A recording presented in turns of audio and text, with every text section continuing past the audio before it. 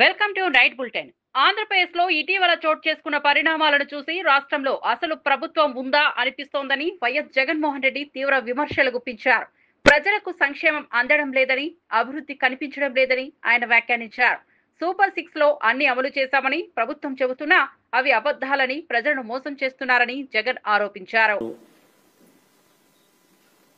ప్రజలకు అన్యాయం చేస్తా ఉన్నాడు అనే దాని మీద మూడో అంశం.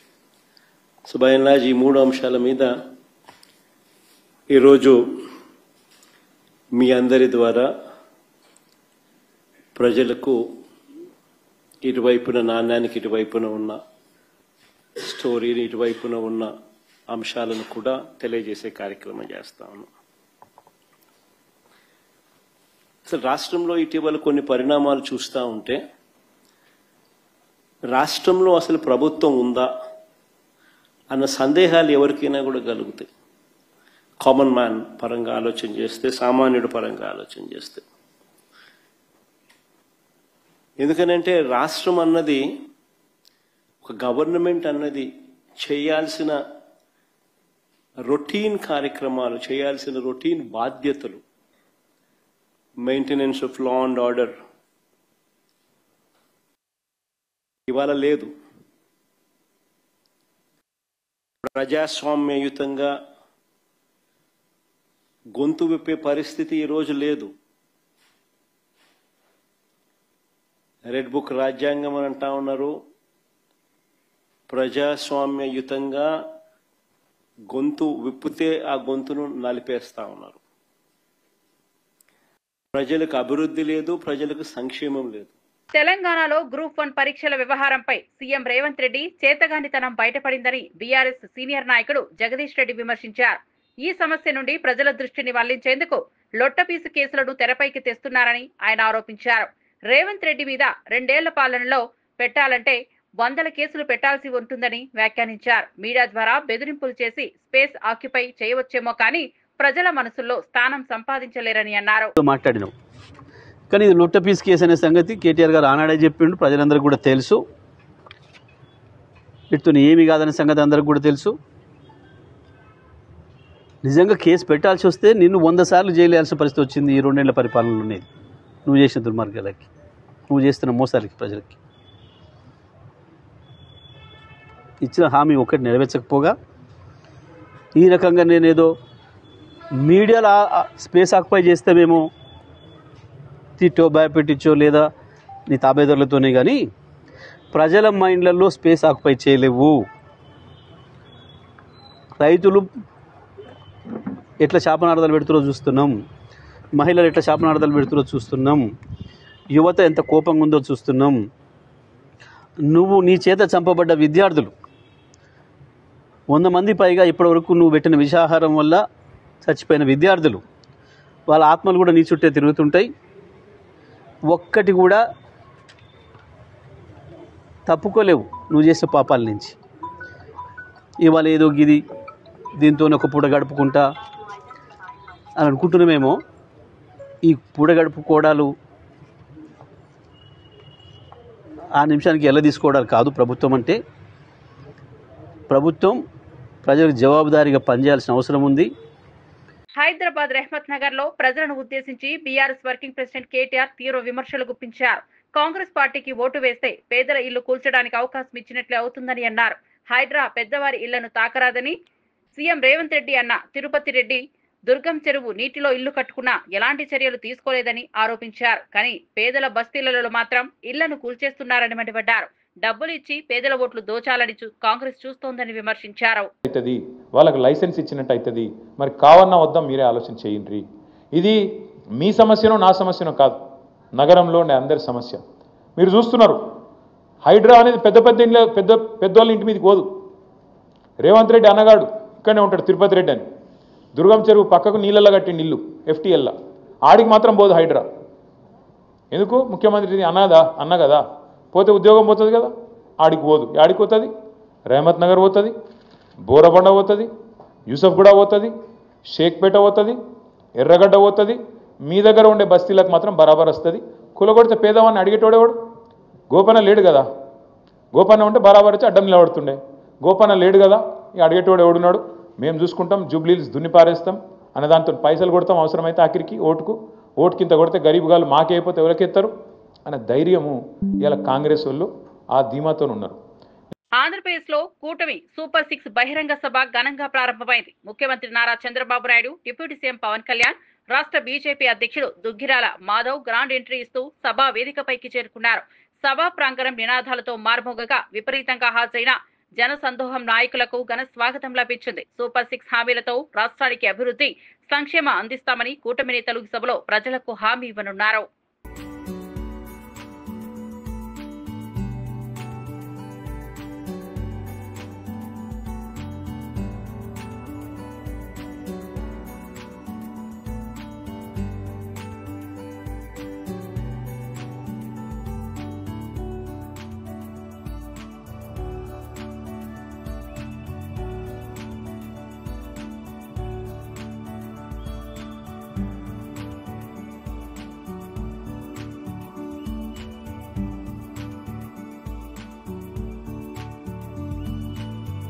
ఆంధ్రప్రదేశ్ డిప్యూటీ ముఖ్యమంత్రి పవన్ కళ్యాణ్ ప్రజలను ఉద్దేశించి కీలక వ్యాఖ్యలు చేశారు. రాష్ట్రంలో ఆర్థిక ఇబ్బందులు ఉన్నా కూడా కూటమి ఇచ్చిన సూపర్ 6 హామీలను అమలు చేస్తున్నామని తెలిపారు.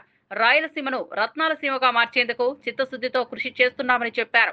ప్రతి కుటుంబానికి 25 లక్షల రూపాయల ఆరోగ్య బీమా అందిస్తున్నామని, సంక్షేమాన్ని ప్రజల దరిదాపుల్లోకి తీసుకురావడం ప్రభుత్వ ధ్యేయమని పవన్ కళ్యాణ్ స్పష్టం చేశారు.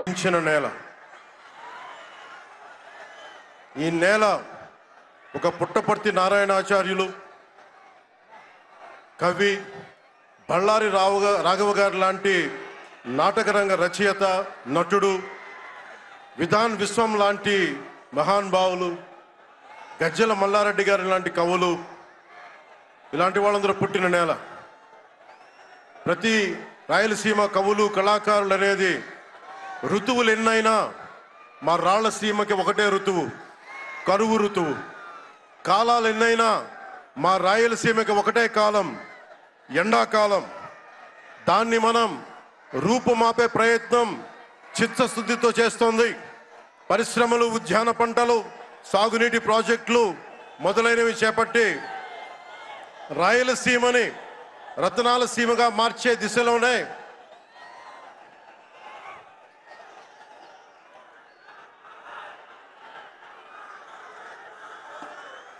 ఈ రోజున మేమందరం గౌరవ ముఖ్యమంత్రి గారి చంద్రబాబు నాయుడు గారి నాయకత్వంలో మేము ముందుకున్నాం.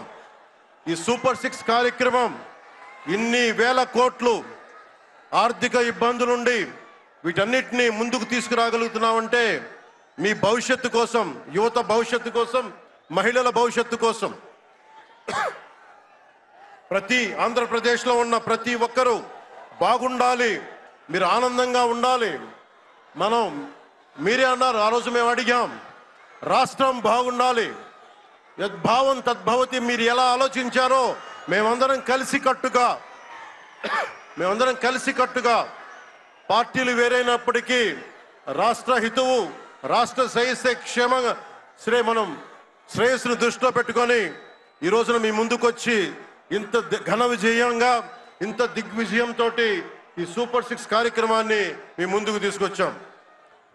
దీని సూపర్ 6 కార్యక్రమానికి సంబంధించి భవిష్యత్తు రాయలసీమ వెనుకబాటుతనం గురించి, దానికి నీటి సౌకర్యాల గురించి, పారిశ్రామిక గురించి గౌరవ ముఖ్యమంత్రి గారు మాట్లాడతారు. నేను మీ చెప్పదలుచుకున్నది ఒకటి, ఆరోగ్య బీమా పథకం సాకారం కాబోతుంది. ఒక్కొక్క పథకం ద్వారా ఒక్కొక్క కుటుంబానికి 25 లక్షల ఆరోగ్య బీమా వర్తిస్తుంది. అలాగే పర్యాటక రంగంలో కూడా మనకి దాదాపు 10,000 పైచులకు పెట్టుబడులు ఆకర్షిస్తున్నాం. అలాగే పంచాయతీ రాజ్ శాఖలో కూడా పల్లె పండుగ ద్వారా 13,300 గ్రామ పంచాయతీలని గ్రామ సభలు నిర్వహించి రికార్డ్ చేసి 2,007 కిలోమీటర్ల బీటీ రోడ్లు, 4,000 కిలోమీటర్ల సిసి రోడ్లు చేయగలిగాం. 1,55,000 నీటి కుంటలు నిర్మించి 1 TMC నీటిని వర్షాకాలం నిల్వ చేయగలిగాం. అలాగే మూగజీవాల దాహార్తి తీర్చేందుకు 15,000కు పైగా నీటి తొట్లు నిర్మించాం. 22,518 మినీ గోకులాలు చేశాం. అడవి తల్లి బాట కార్యక్రమం గౌరవ ప్రధానమంత్రి శ్రీ నరేంద్ర మోదీ గారి సహకారంతో, ముఖ్యమంత్రి శ్రీ నారా చంద్రబాబు నాయుడు గారి నాయకత్వంలో కూటమి ప్రభుత్వం 1,005 కోట్లతో ప్రధానమంత్రి పిఎం జన్మన్ పథకం, మహాత్మా గాంధీ జాతీయ ఉపాధి హామీ పథకం ద్వారా రాష్ట్ర ఉపాధి హామీ పథకం 625 గిరిజన గ్రామాలని అనుసంధానిస్తూ 1069 కిలోమీటర్ల రోడ్ల నిర్మాణం జరుగుతోంది. గర్భిణీ స్త్రీలకి డోలీ మోతల నుంచి విముక్తి కలిగించాల లక్ష్యంతో ముందుకెళ్తున్నాం. 7,910 కోట్లతోటి జల్ జీవన్ మిషన్ కి ప్రాజెక్టులు చేపట్టాం. అటవీ విస్తారాన్ని పెంచే లక్ష్యంలో 1 కోటి మొక్కల నాటే కార్యక్రమానికి శ్రీకారం చుట్టాం. కర్ణాటక ప్రభుత్వానికి నుంచి సహకారంతో 4 కుంకి ఏనుగులను తీసుకొచ్చాం. అలాగే శాంతి భద్రతల పరిరక్షణ వ్యవహారంలో భేదాలు చూడకుండా ముందుకు వెళ్తామని శాసనసభ సాక్షిగా గౌరవ ముఖ్యమంత్రి శ్రీ నారా చంద్రబాబు నాయుడు గారు స్పష్టం చేశాం. నేను అదే మాట చెప్పాను. ఆ మాట కట్టుబడే ముందుకు వెళ్తున్నాం. శాంతి భద్రతలకు ఎలాంటి ఆటంకం కలగకుండా ఉన్నప్పుడే రాష్ట్రంలో పెట్టుబడులు, పరిశ్రమలు వచ్చి యువతకి ఉపాధి, ఉద్యోగ అవకాశాలు లభిస్తాయి. ముఖ్యంగా మన రాయలసీమ యువతకి మీరు ఉపాధి అవకాశాలకు వేరే రాష్ట్రాలకు వెళ్లకుండా మన అనంతపురంలో, మన కర్నూలు, మన కడప, మన చిత్తూరు జిల్లాల్లో మొత్తం ఉపాధి అవకాశం పక్క రాష్ట్రాల నుంచి మనకు వచ్చేలాగా పారిశ్రామికరణ జరగాల దిశగా గౌరవ ముఖ్యమంత్రి నారా చంద్రబాబు నాయుడు గారు ఆధ్వర్యంలో, ఆయన నాయకత్వంలో ముందుకు తీసుకెళ్తున్నాం. కూటమి ప్రభుత్వం ప్రతి అడుగులోని త్రికరణ శుద్ధితో పనిచేస్తుంది. గౌరవ ప్రధానమంత్రి శ్రీ నరేంద్ర మోదీ గారి వికసిత్ భారత్ విజన్ దిశగా గౌరవ ముఖ్యమంత్రి శ్రీ నారా చంద్రబాబు నాయుడు గారి నాయకత్వంలోని కూటమి ప్రభుత్వం ముందుకు సాగుతూ 2047 నాటికి ఆంధ్రప్రదేశ్ని దేశంలో నెంబర్ 1 రాష్ట్రంగా తీర్చిదిద్దుతామని మీ అందరికీ తెలియజేసుకుంటూ జై భారత్, జై హింద్. ఆంధ్రప్రదేశ్ రాజకీయ వాతావరణం మరోసారి వేడెక్కింది. సీఎం వైఎస్ జగన్ చేసిన వ్యాఖ్యలకు ప్రతిస్పందిస్తూ మంత్రి సవిత తీవ్ర స్థాయిలో విమర్శలు గుప్పించారు. నువ్వు అబద్ధం, నీ పార్టీయే అబద్ధం, నీ బ్రతుకే ఒక అబద్ధం, నువ్వే అబద్ధాల కోరు కాదా అంటూ ఆమె ప్రశ్నించారు. రాష్ట్ర రాజకీయాల్లో నిజాయితీ, పారదర్శకత అనే మాటలు జగన్ కు సరిగా సరిపోవని, ప్రజలను తప్పుదోవ పట్టించే ప్రయత్నం చేస్తున్నారని మంత్రి సవిత మండిపడ్డారు. పథకాలన్నారు జగన్మోహన్ రెడ్డి గారు, నీ బతుకే అబద్ధం, నీ చరిత్రే అబద్ధం, నీ పార్టీనే అబద్ధం, మరి నువ్వు కాదా అబద్ధాలు కోరు అనే విషయం కూడా తెలియజేస్తున్నాం. మాకు సంపూర్ణమైన నమ్మకం ఇచ్చారు. మేము సంపూర్ణంగా ప్రజలు ఏ నమ్మకం అయితే మాకు ఇచ్చారో నరేంద్ర మోడీ గారి ఆశీర్వాదంతో ఈ రోజు రాష్ట్రం పరుగులు పెడుతుందన్న విషయం మీ అందరికీ తెలియజేస్తూ, నాకు ఈ అవకాశం కల్పించిన పెద్దలందరికీ మరొక్కసారి ధన్యవాదాలు తెలియజేసుకుంటూ కూటమి ప్రభుత్వం ఆంధ్రప్రదేశ్ సీఎం నారా చంద్రబాబు నాయుడు సూపర్ 6 పై విమర్శలకు కౌంటర్ ఇచ్చారు. సూపర్ 6 హామీలను హేళన చేసిన వారు, పింఛన్ల పెంపు అసాధ్యమన్నవారు, పిల్లలందరికీ తల్లికి వందనం కార్యక్రమాన్ని ట్రోల్ చేసిన వారు తప్పుబడ్డారని అన్నారు. మెగా డిఎస్సీ జరగదన్నారు, దీపం వెలగదన్నారు. మహిళలకు ఉచిత బస్సు సౌకర్యం అమలు చేశామని తెలిపారు. ఈ రోజు మీ అందరికీ హామీ ఇస్తున్నాం. దసరా రోజున ఆటో డ్రైవర్లందరికీ వాహన మిత్ర కింద 15,000 రూపాయలు ఆర్థిక సహాయం చేస్తామని అనౌన్స్ చేస్తున్నాను. హ్యాపీనా, సంతోషమా అని అడుగుతున్నా. ఎన్నికల్లో చెప్పాం, ఎన్ని కష్టాలున్నా చేస్తాం. వాహన మిత్ర కింద సంవత్సరానికి ఆటో డ్రైవర్లకి 15,000 ఇస్తామని మీ అందరికీ హామీ ఇస్తున్నా. ఇది మంచి కార్యక్రమం అనుకుంటే గట్టిగా చప్పట్లు కూడా చెప్పండి, మంచి కార్యక్రమం అని. ఇది ప్రభుత్వానికి పేదవాళ్లపై నుండే ప్రేమని మరొక్కసారి. ములుగు మండలం మదనపల్లి గ్రామంలో ఇందిరమ్మ ఇళ్ల నిర్మాణ పనులు ప్రారంభమయ్యాయి. ఈ కార్యక్రమంలో రాష్ట్ర పంచాయతీరాజ్, గ్రామీణాభివృద్ధి, స్త్రీ శిశు సంక్షేమ శాఖ మంత్రి డాక్టర్ దనసరి అనసూయ సీతక్క పాల్గొన్నారు. భూమి పూజ అనంతరం మాట్లాడుతూ ఇందిరమ్మ ఇళ్ల పథకం ద్వారా ప్రతి నిరుపేద కుటుంబానికి 5 లక్షల నిధులు అందజేస్తున్నామని తెలిపారు.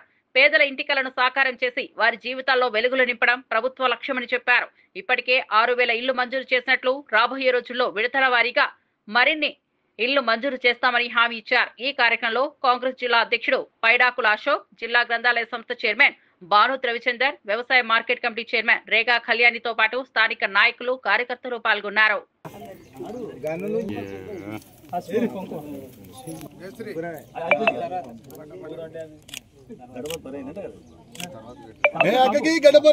బీజేపీ ఎమ్మెల్యే రాజాసింగ్ సంచలన వ్యాఖ్యలు చేశారు. కిషన్ రెడ్డి రాజీనామా చేస్తే తాను కూడా రాజీనామా చేస్తానని ప్రకటించారు.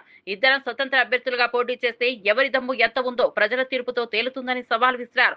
కిషన్ రెడ్డి కారణంగానే రాష్ట్రంలో పార్టీ నాశనమైందని తీవ్ర స్థాయిలో విమర్శించారు. పార్టీ భవిష్యత్తు కోసం తాను వెనకడుగు వేయనని రాజాసింగ్ స్పష్టం చేశారు.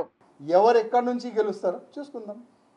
ఇప్పుడు ఈ మొత్తము దీనికి ప్లానింగ్ మొత్తం మా కిషన్ రెడ్డి గారే నేను అనుకుంటున్నాను. అందుకోసం మా కిషన్ రెడ్డి గారికే అడ్రస్ చేసి చెప్తున్నాను, రామచంద్రరావు గారికి ఫ్రీ హ్యాండ్ ఇవ్వండి, ప్రతి ఒక్క పార్లమెంట్ సభ్యుడికి ఫ్రీ హ్యాండ్ ఇవ్వండి, ప్రతి ఒక్క ఎమ్మెల్యేకి ఫ్రీ హ్యాండ్ ఇవ్వండి. పార్టీ డెవలప్ చేసుకుంటారు. ఇంకా ఎన్ని సంవత్సరాలు వెనక నుంచి గుంజే కార్యక్రమం చేస్తారు. చాలాసారి ప్రతి ఒక్క వేదిక పైన ప్రతి ఒక్క మీటింగ్లో నేను గతంలో అమిత్ షా సార్ కూడా డైరెక్ట్ చెప్పిన, నల్గొండలో, సార్ వీళ్ళు ఇట్లా వేలు చూపెట్టి చెప్పిన, సార్ వీళ్ళు గ్రూపిజం వల్ల పార్టీ సర్వనాశనం అవుతుంది సార్, ఫస్ట్ వీళ్ళు గ్రూపిజంని ఖతం చేయండి, అప్పుడే మనం గవర్నమెంట్లో వస్తామే, డైరెక్ట్ ఫేస్ టు ఫేస్ చెప్పే దమ్ముంది, చెప్పినాం కూడా. తెలంగాణలో గ్రూప్ 1 పరీక్షల వ్యవహారంపై బీఆర్ఎస్ ఎమ్మెల్సీ దాసోదు శ్రవణ్ తీవ్ర వ్యాఖ్యలు చేశారు. హైకోర్టు ఆదేశాలను బేషరతుగా పాటించి మెయిన్స్ పరీక్షలు మళ్లీ నిర్వహించాలని డిమాండ్ చేశారు. కాంగ్రెస్ ప్రభుత్వం పెద్ద పెద్ద లాయర్లను పెట్టి సుప్రీంకోర్టుకు వెళ్తే విద్యార్థుల గొంతు కోసినట్టే అవుతుందని హెచ్చరించారు. తమ తప్పును ఒప్పుకోకుండా పరీక్షను రద్దు చేయాలని, కొత్తగా నిర్వహించాలని స్పష్టం చేశారు. పెద్ద పెద్ద లాయర్లను పట్టుకొచ్చి మేము డబ్బులున్న లాయర్లను పట్టుకొచ్చి మేము ఏదో మ్యానిపులేట్ చేస్తాము, రిట్ అపీల్ చేస్తాము, ఫస్ట్ కోర్టుకు పోతామని చెప్పని అంటున్నారు. ఏ కోర్టుకు పోయినా నిర్దాక్షిణ్యంగా మీరు నిరుద్యోగుల గొంతు కోసినట్టే. మీ దగ్గర డబ్బులు ఉండొచ్చు, పెద్ద పెద్ద రాయలు రావచ్చు, రిట్ అపీల్ చేయొచ్చు, సుప్రీంకోర్టు పోవచ్చు, ఇంకెక్కడికైనా పోవచ్చు. మీరు వేసే ప్రతి అడుగు తెలంగాణ నిరుద్యోగ విద్యార్థుల యొక్క భవిష్యత్తును సర్వనాశనం చేసినట్టే, కాల రాసినట్టే అనే విషయాన్ని రేవంత్ రెడ్డి గారు టీజీపీఎస్సీ తెలుసుకోవాలని చెప్పని. హుందాతనం ఉండాల. చేసిన తప్పును కోర్టు ఇంత స్పష్టంగా చెప్పిన తర్వాత హుందాతనంతో తప్పును ఒప్పుకొని ఆ పరీక్షను పూర్తిగా రద్దు చేస్తే మీకు కూడా మానవత్వం ఉంది, విఘ్నత ఉంది అని చెప్పని ప్రజలు అనుకుంటారు. కాబట్టి ఈ యొక్క పరీక్షను గిటపీల్ అని చెప్పని హైకోర్టు ఆర్డర్కు వ్యతిరేకంగా పోకుండా వెంటనే రద్దు చేయాలని చెప్పని, అదేవిధంగా ఇన్ని తప్పులు ఎట్లా జరుగుతాయి? There is an IAS officer sitting there.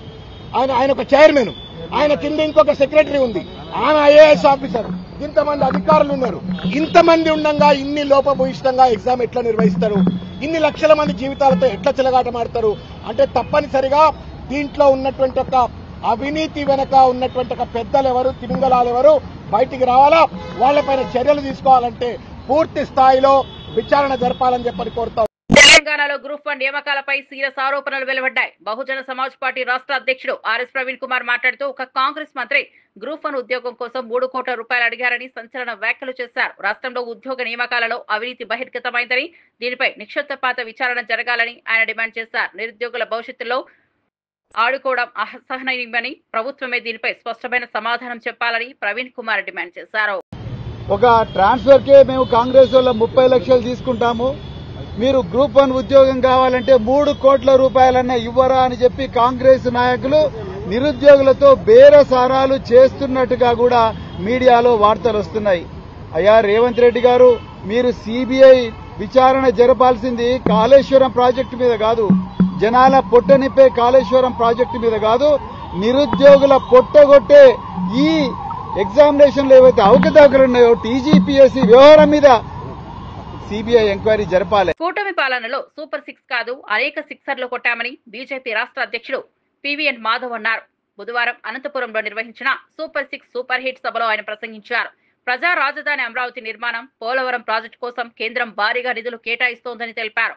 కేంద్ర రాష్ట్ర ప్రభుత్వాల సహకారంతో పోలవరం ప్రాజెక్టు 2 ఏళ్లలో పూర్తవుతుందని ఆశాభావం వ్యక్తం చేశారు. సామాజిక సమరత సాధించడానికి, ఆర్థిక సమానత్వం సాధించడానికి, రాష్ట్ర అభివృద్ధి సాధించడానికి ఆలోచించిన అద్భుతమైన పథకాలుగా మనం వేన్నాళ్ల కొనియాడుతున్నాం.